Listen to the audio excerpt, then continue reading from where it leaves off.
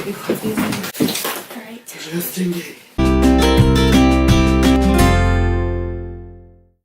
Hey guys, it's Marielle, and today for my video I wanted to talk about remedies for anxiety. I have struggled with anxiety my whole life. I have it pretty severely. It's not something that I openly talk about, but I'm trying to get more comfortable talking about it, and I know that I've definitely looked for videos with ways to help with anxiety symptoms and things like that. So I wanted to make one because I have recently come into contact with some really cool products that might be able to help you.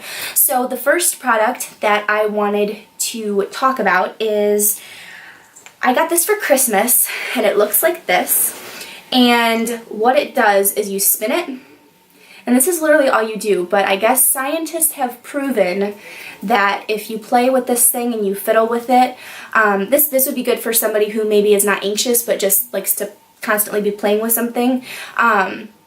This would be really great for that. So I've had a few people try it, and it takes some getting used to when you're first using it, but then once you get the hang of it, all my friends have been like, where's that thing? Where's that thing? I want to play with that thing. So it's so much fun. That's Bridget. Yeah, it's so much fun. It really is. So yeah, I like this. You can balance it. Just play with it. It just helps you focus your energy and mind on something else rather than how you're feeling. Even though I know that when you're feeling like that, those feelings scream pretty loud and make it difficult to focus on other things.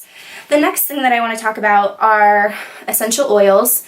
I am somebody who kind of doesn't know how I feel about essential oils. I don't know if they are if they work as well as some people think that they work, but I got this it's a little roller.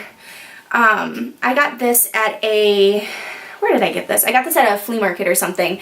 And this one's specifically made for anxiety. And I don't know what scents work with what and how it makes you feel, but if you go online, there's tons to read on it. And I keep this in my coat pocket at all times. Even just having this in my pocket and being able to grab it, not necessarily rub it on myself or smell it, but just knowing that it's there, sometimes that's, can help. Not saying that it will cure everything, but just kind of having that, like, okay, I have something to help me if I need to go to the bathroom and take a few deep breaths and smell this. The places that you want to put this on are your wrists, the back of your neck, and then also you can do it on your chest, but then also, this is kind of gonna sound weird, but you can put it on the bottom of your feet and it will soak into the bottom of your feet, and supposedly those are the best places to put it to help you. The next thing I want to talk about is this big boy here. This is a weighted blanket. I think, it's quite heavy. I think that one is like 20 pounds, 25 pounds. You can get them at all different things. There's tons of websites that sell them, and what it does is it puts weight on you, but it's supposed to help calm your anxiety. There have been studies shown that if somebody's having anxiety or a panic attack, that you can hug them tight, and being held tight or having pressure on your body will help calm you down and start to reset your system. So I had wanted one for a really long time, and my parents got me one for my birthday, or for Christmas, but I really like it so far. It's really soft, and there have been times where I've been anxious and I'll just come in my room and I'll take the thing and I'll just like lay it over me and I'll lay there. And I don't know if it's in my head or what, but I do like it. I've always been one to like to sleep with like lots of covers on me and stuff, and lots of pillows, and be covered in heavy stuff on me. So I really like it. They are a bit pricey, but if you're in a place where you think that would help you, I have found it successful in some ways. Another thing I wanted to talk about are some breathing exercises. If any of you have been to therapy for anxiety, or even just telling your doctor about the physical symptoms, racing heart, shaking, things like that, sweating, you can do this breathing exercise where you breathe in for 4 seconds, breathe out for 7 seconds, breathe back in for 8 seconds, and then you breathe out for 4 seconds, in for 7 seconds, out for 8 seconds, in for 4 seconds, and so on. And that is another way to reset your breathing pattern, calm you down. And I have found that that does work for me. Another name for it is balloon breathing, that you can do all different types of intervals for the amount of time that you breathe in and out and stuff like that. But I think that those do really help. Breathing exercises do. You can go on Tumblr or Pinterest, somewhere with images, and they have some things that you can breathe along with. So I have used those before, and I think that those work and are really cool, and you can share them and help people who might need them. You know, they'll stumble across it and say, hey, that really helped me, so that's really cool too. So another thing that I will do when I am in the midst of a panic attack or just some anxious feelings, really any level of anxiety, I will go on Pinterest. I love Pinterest. I always say that I would get rid of every other social media outlet if I could keep Pinterest. I really do love it. And I have a private board on there. You can make your boards private so that nobody else can see what you pin. And I'll go through and I'll pin things about anxiety, or I'll find images and I'll write captions about how I'm feeling, things that, you know, are personal and that you don't want everybody to know or be able to see on your page.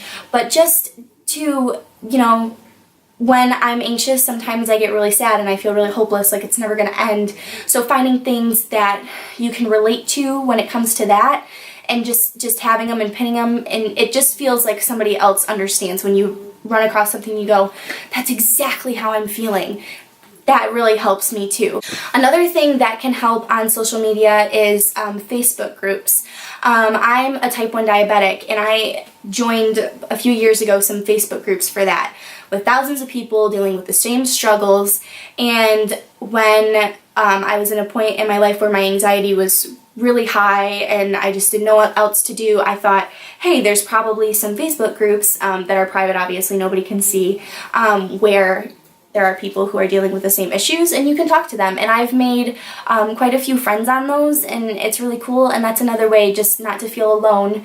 And that's, you know, you can talk to people and they understand what you're saying, and it's just another way to not feel like you are alone and you're fighting this battle that you feel like you're never going to win, and you have nobody who understands what you're going through. Because anxiety, I'm sure for any of you who are struggling with it, know how difficult it can be to express what you're feeling to somebody who's never experienced it. It's really prisoning. It's hard to convey to other people what you're going through. Another thing that I do is sometimes I will write in a journal or write poetry.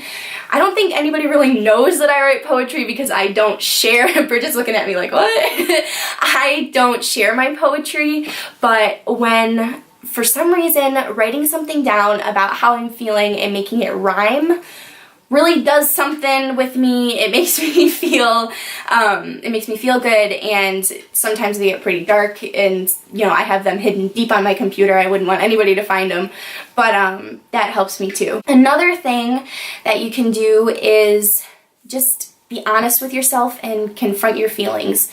I know that I've been in situations where I know it's all me, you know, that is not causing my anxiety, but I know that it's a part of who I am. And you shouldn't, for anybody who feels ashamed of that, if you've had people tell you that it's annoying that you cancel plans because you are anxious, or if you know, that it's annoying that you're constantly overthinking and that you're constantly apologizing, do not be ashamed of that. There are a lot of people who are dealing with the same exact things, and it's not right the way that people mistreat this condition. You know, it's a real illness. It's something that a lot of people struggle with, and it's very difficult.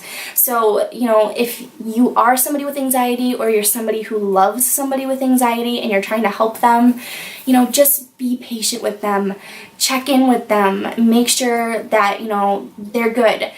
If they don't want to talk about it, I'm sure they'll tell you that they don't want to talk about it. But sometimes it's difficult to bring it up. So if you say, hey, I just want to check in, I know that you've mentioned, you know, some issues with anxiety. Is there anything I can do to help, or is there, you know, anything you want me just to know? that would, you know, that it engages them and it lets them open up and just, you know, talk to you candid, you know, what they want to say, because it's hard to, you know, when you're in everyday life to slip such a, you know, a big thing in that's not easy to talk about. And the last thing that I want to talk about is that has helped me with anxiety, that's not something that a doctor can help with, such as therapy or, you know, other treatment options for anxiety. The last few months I've been doing this. I go to therapy. I'm not ashamed to say that. I go to therapy, and I finally found a therapist. It took me, I think, 4 therapists to find somebody who I felt comfortable with, somebody that I felt was helping me. So please do not get discouraged if you need to find somebody to help you and somebody to talk to, because it really is. Sometimes it takes time, and I know that that's frustrating, but once you find the right person, they can really, really help you. So she started teaching me why anxiety exists, about the chemicals in the brain, about what different emotions mean, what triggers different levels of anxiety, what my personal triggers for anxiety are. And since I've learned about this, it's easier for me to understand that when I'm having a panic attack or an anxiety episode, it's just my body and my brain misfiring a fight or flight reaction. That's what it is. That's what anxiety is. Your body goes into panic mode. You feel like you're in trouble, but the alarms are going off at the complete wrong time. And if you look at it logically like that, I feel like it can really help, because it kind of lets you step out of the situation and go, okay, scientifically, this is why my body's doing this. This is why my mind is doing this to me.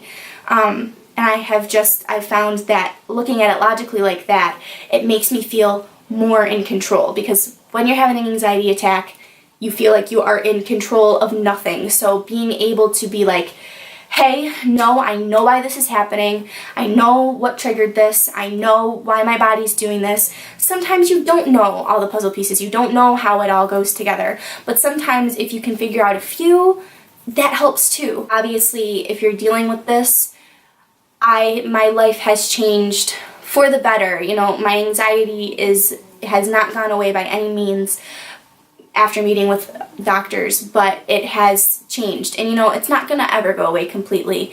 It's going to be something that's a part of you for your life, but that doesn't mean that it's necessarily a bad thing. And I think that a lot of people, you know, you hear, I'm gonna live with it for the rest of my life. How am I ever gonna do this? But it's something, for some reason, you know, you have this in your life. You were given this struggle and this battle, and it could be because you are supposed to help someone along the way.